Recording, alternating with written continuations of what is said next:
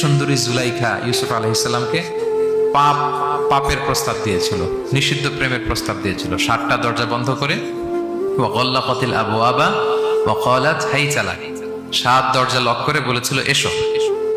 আর তখন ইউসুফ আলাইহিস সালাম যে শব্দটা উচ্চারণ করেছিলেন, এটা গোটা বিশ্বের যুবকদের জন্য একটা মহৌষধ। তিনি বলেছিলেন মাআযাল্লাহ, যেটা আমরা বলে অভ্যস্ত, আমরা বলি নাউযু বিল্লাহ, সেম থিং, একই জিনিস।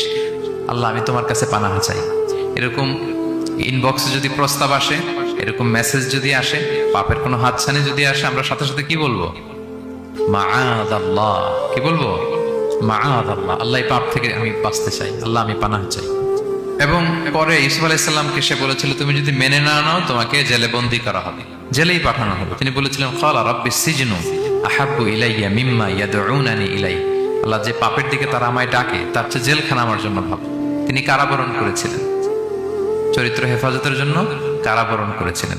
তো এই যে বিশুদ্ধ চিত্ত, এই যে চারিত্রিক দৃঢ়তার আর্কিটাইপ, এই ইউসুফ আলাইহিস সালামের এই গল্প গোটা বিশ্বের সকল নওজওয়ানদের জন্য এটা প্রেরণার বাতিক হবে।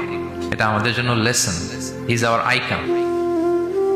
তো 2 নম্বর পয়েন্টটা ছিল চরিত্র আমাদের জীবনের সবচাইতে দামি সম্পদ। প্রিয় ভাই বোন, আমরা সব ছাড়লেও আমাদের চরিত্রের জন্য আমরা নষ্ট না করি।